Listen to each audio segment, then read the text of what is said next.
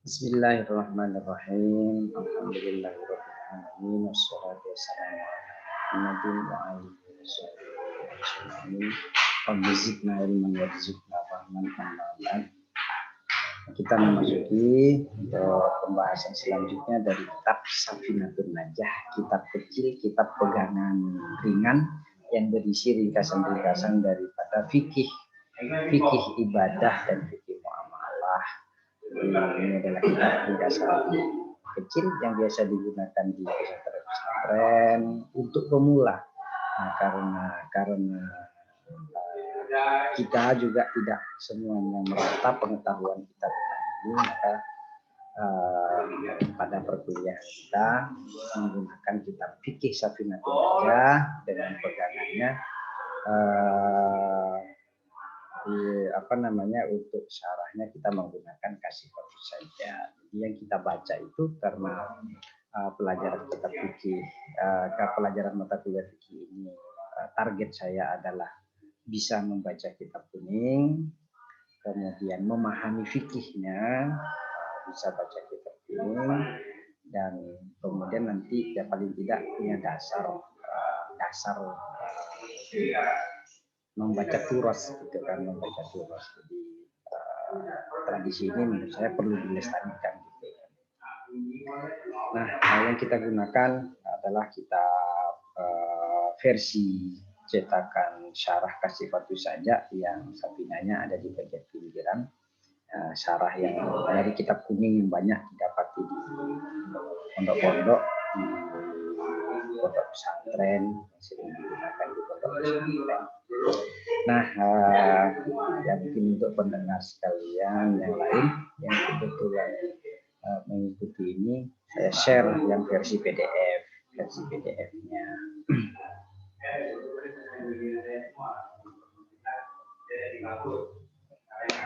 Bismillahirrahmanirrahim. Selanjutnya adalah faslun fi mujibatil ghusl, tentang perkara-perkara yang wajib untuk mandi. Mujibatul ghusli sittatu. Adapun perkara wajib untuk mandi itu ada 6. Yang pertama adalah ilajul khasfati ilajul khasfati fil farji, yaitu bersentuhannya kulit kemaluan laki-laki kepada farjinya perempuan. Jadi bersentuhannya saja itu nanti menyebabkan kita wajib mandi besar. Wa khurujul mani, dan yang kedua yaitu keluarnya mani dari laki-laki. Wal haidi, dan head bagi perempuan. Jadi kalau perempuan sudah head dan selesai habis headnya, maka dia wajib mandi. Wan nifasi, dan nifas. Nah, ini kalau yang belum melahirkan dia tidak tahu nifas. Jadi kalau yang sudah melahirkan, setelah habis masa nifasnya, maka dia kemudian wajib mandi nifas. Wal wiladatu, dan juga melahirkan. Jadi ada mandi wajib setelah melahirkan itu mandi. Kemudian nanti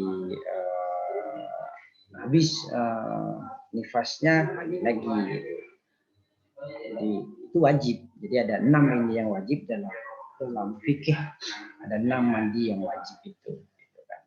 Wal mautu, dan kematian. Nah, jadi orang yang meninggal itu wajib dimandikan. Kalau yang tadi yang 5 itu adalah mandi sendiri, tetapi wal mautu itu adalah dimandikan. Artinya orang lain yang memandikan. Ya, kalau ada mayit mandi sendiri, gimana itu mayit mandi sendiri? Ya, berarti orang itu belum meninggal, gitu kan? Jadi karena dia mayit, maka orang lain yang memandikan.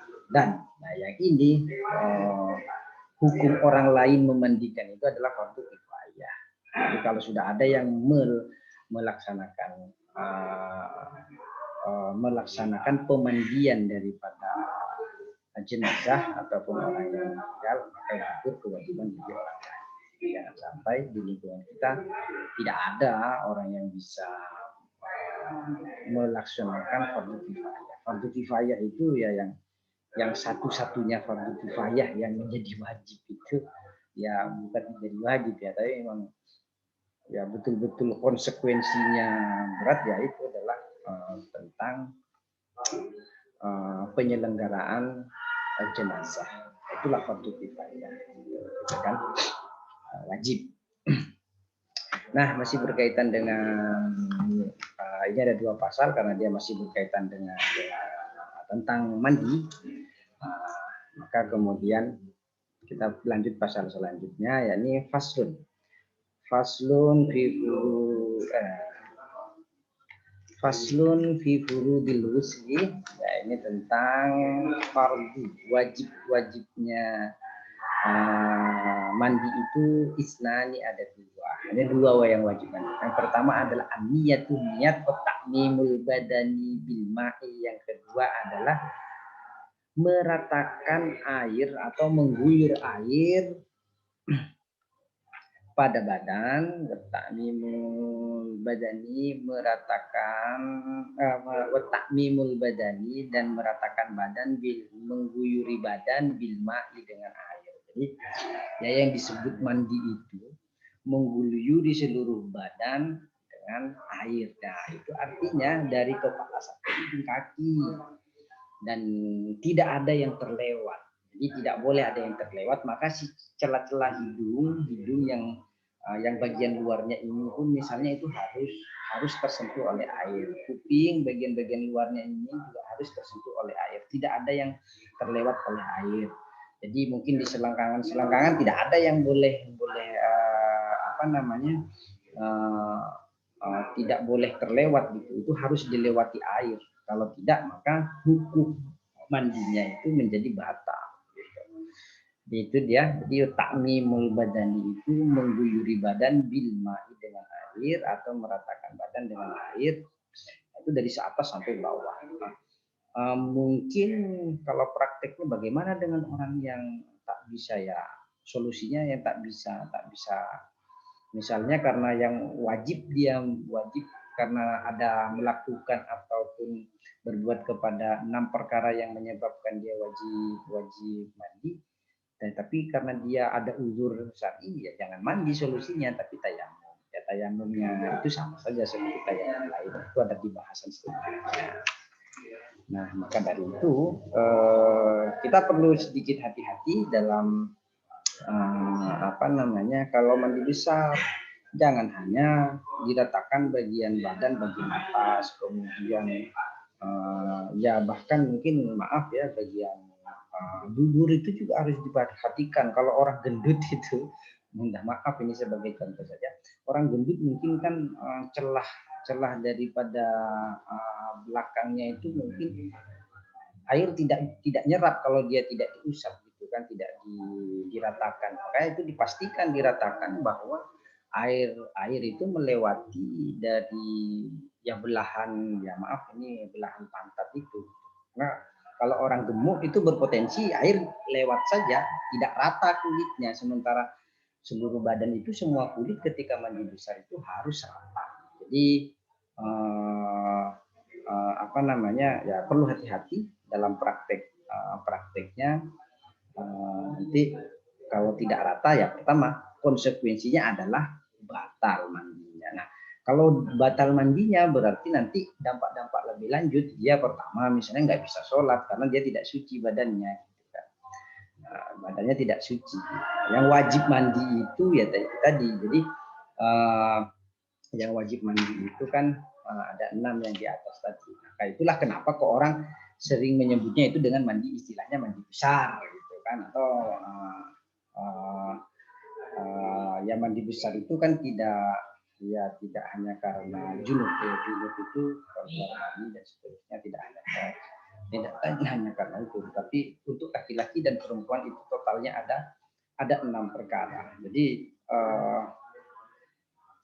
ada 6 perkara, dan yang untuk perempuannya, khusus untuk perempuan saja itu misalnya untuk perempuan saja itu 1, 2, 3, 4,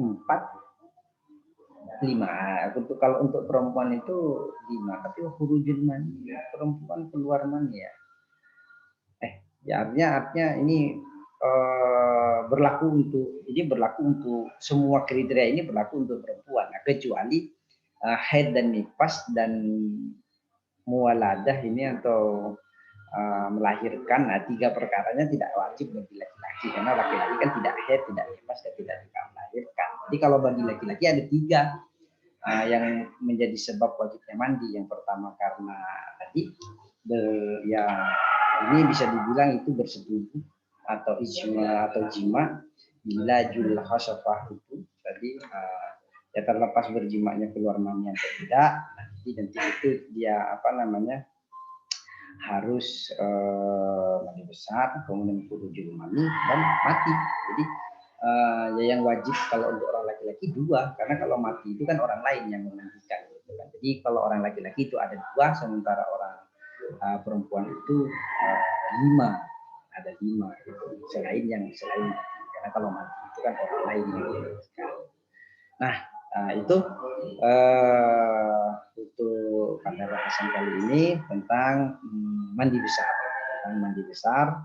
Jadi yang perlu diperhatikan saat ini wabil khusus yang mungkin agak gemuk yaitu adalah pastikan bahwa seluruh celah-celah badan itu, kulit itu tidak ada yang terlewat oleh aliran air. Ya mungkin ya wabil khusus yaitu di bagian di bagian pantat, karena orang gemuk nanti airnya lewat saja gitu, tidak sampai kepada lubang anusnya, tidak teraliri air gitu. Sementara itu adalah bagian luar daripada tubuh dan itu kulit maka itu harus teraliri air. Jadi diusap, dibasuh ketika mandi. Ini itu saja untuk bahasan kita kali ini, semoga bermanfaat.